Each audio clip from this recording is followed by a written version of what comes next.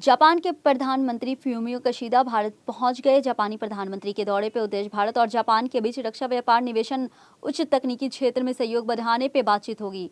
Fumio Kishida और प्रधानमंत्री नरेंद्र मोदी के बीच भारत की अध्यक्षता में हो रही G20 और जापान की अध्यक्षता में होने वाली G7 की बैठकों में प्राथमिकताओं को लेकर के बातचीत होगी। केंद्र सरकार ने किसानों के लिए पहल की है। सड़कों के लिए जमीन देने वालों को भी टोल टैक्स में साझेदारी मिलेगी। इसके लिए PWD स्टेट हाईवे चिन्हित करेगी। पहले चरण में 20,000 से ज्यादा PCU वाले राज्य राजमार्गों को शामिल किया जाएगा। हरदीप पुरी ने कांग्रेस नेता राहुल गांधी पे गंभीर आरोप लगाए। उन्होंने कहा है, अगर कोई नागरिक देश के बाहर जाता है तो उसके पास बोलने की आज़ादी है, लेकिन इसके साथ ही इस आज़ादी के साथ जिम्मेदारी भी होती है। हम दुनिया के सबसे पुराने लोकतंत्र है, लेकिन राहुल गांधी ब्रिटेन जाके कहते हैं कि भारतीय लोकतंत्र पे हमला हो रहा है। राहुल गांधी के लंदन में दिए गए बयान पे भाजपा सांसद सड़क तक कांग्रेस को घेरने में जुटी है। इस बीच अधीर रंजन चौधरी ने आरोप लगाया है कि पश्चिम बंगाल की मुख्यमंत्री ममता बनर्जी और प्रधानमंत्री नरेंद्र मोदी के बीच राहुल गांधी और कांग्रेस की छवि को खराब करने के लिए डील हुई है। आज से संसद में बजट सत्र के दूसरे हिस्से के दूसरे हफ्ते की शुरुआत होते ही जोरदार हंगामा हो रहा है। राहुल गांधी को विदेश में बयान बनाम अडानी मामले की जांच की मांग और राहुल गांधी से पूछताछ जैसे मुद्दों पर पक्ष और विपक्ष पीछे हटने को तैयार नहीं। विपक्ष के सियासी दलों के बीच एकजुटता के लिए की जा रही कोशिशों में अभी दम तोड़ने नजर आ रहा है। इस बीच बीजेपी के हरनाथ सिंह यादव ने राहुल गांधी को विपक्ष नेता बनाए जाने को लेकर के बयान दिया। उन्होंने कहा है, राहुल गांधी के नेतृत्व में कोई स्वीकार नहीं करेगा क्योंकि वो देश विरोध गतिविधियों में शामिल रहते हैं।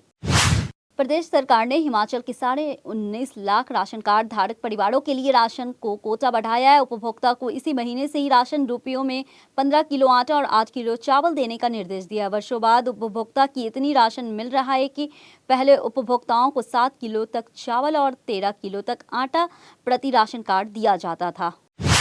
सनसनीखेज उमेशपाल हत्याकांड में नामजद माफिया अतीक अहमद की इनामी पत्नी शाइस्ता परवीन को आखिर किसके इशारों पे छोड़ा गया है, ये सवाल उसी तलाश में खाक छानने वाली पुलिस और STF की टीम को सता रहा है।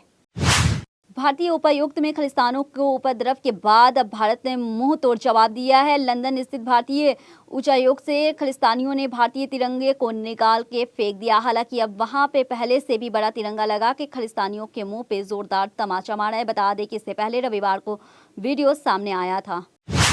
साल 2024 के लोकसभा और आंध्र प्रदेश के विधानसभा चुनाव और इस साल होने वाले तेलंगाना के विधानसभा चुनाव से पहले बीजेपी और तेलुगु देशम पार्टी को फिर से साथ आने की अटकलों ने जोर पकड़ लिया है। हाल ही में पोर्ट ब्लेयर नगर परिषद के चुनाव में बीजेपी टीडीपी गठबंधन की एस सेल्वी अध्यक्ष पद को जीत हासिल की है। इसके बाद दोनों पार्टियों के आंध्र प्रदेश के साथ आने की संभावना जोर पकड़ रही है। हालांकि राज्य में बीजेपी की वर्तमान सहयोगी जनसेना पार्टी इन खबरों से खुश नहीं है। राहुल गांधी कर्नाटका के 3 दिवसीय दौरे पर है, जहां वो पार्टी के चुनाव अभियान की शुरुआत कर रहे हैं। राहुल गांधी बेलगावी जिले में एक मेगा रैली को संबोधित करेंगे। राहुल गांधी कांग्रेस के चौथे चुनावी वादे की घोषणा करने के लिए युवा क्रांति रैली भी हिस्सा लेंगे। के कविता पूछताछ के लिए ईडी के दफ्तर पहुंच गई है। परिवर्तन निदेशालय कथित शराब घोटाले में आज दूसरी बार के कविता से पूछताछ कर रहा है। इससे पहले उनसे इस मामले में एक बार 9 घंटे से पूछताछ हो चुकी है। असदुद्दीन ओवैसी ने अपने गृह राज्य तेलंगाना के मुख्यमंत्री KCR की तारीफ की है। हैदराबाद के सांसद बिहार में बाढ़ से प्रभावित क्षेत्र सीमांचल में अपने दौरे को समाप्त करने से पहले किशनगंज जिले में पत्रकारों से बातचीत कर रहे थे। तेलंगाना की 119 संसदीय विधानसभा में MIM के 7 विधायक हैं। कोटा संभाग पिछले कुछ दिनों से हुई बरसात और ओलावृष्टि सैकड़ों किसानों की फसलें तबाह हो गई है, जिसमें कई किसान सदमे में आ गए हैं, जबकि एक किसान ने तो मौत के गले लगा लिया है। कोटा संभाग में करोड़ों रुपए का नुकसान बताया जा रहा है। कोटा में वैसे तो सैकड़ों किसान परेशान में आ गए हैं और सरकार कब मदद करेगी ये भी पता नहीं है, लेकिन फसल की खराबी से एक किसान की मौत का कारण बन गया।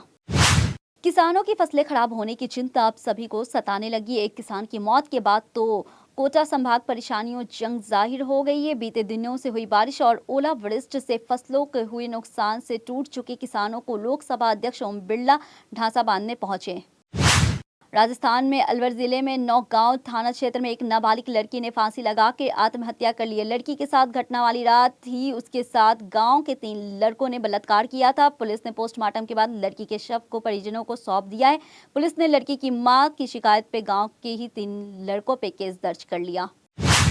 अमृतपाल सिंह के संगठन वारिश पंजाब देश संगठन पेपर देश पुलिस लगातार कार्रवाई कर रही है। खबर ये भी है कि किसी भी वक्त अमृतपाल सिंह की गिरफ्तारी हो सकती है। इसी बीच राज्य की सुरक्षा के लिए इंटरनेट सेवा पहले रविवार दोपहर 12 बजे तक बंद कर दी गई थी। उससे अब 20 और 21 मार्च को दोपहर 12 बजे तक के लिए इंटरनेट का डेट बढ़ा दिया गया है।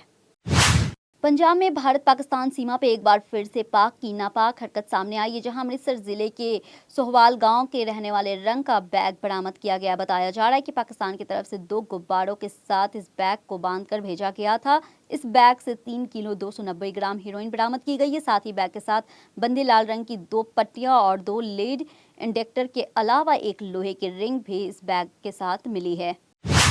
पंजाबी सिंगर सिद्धू मूसा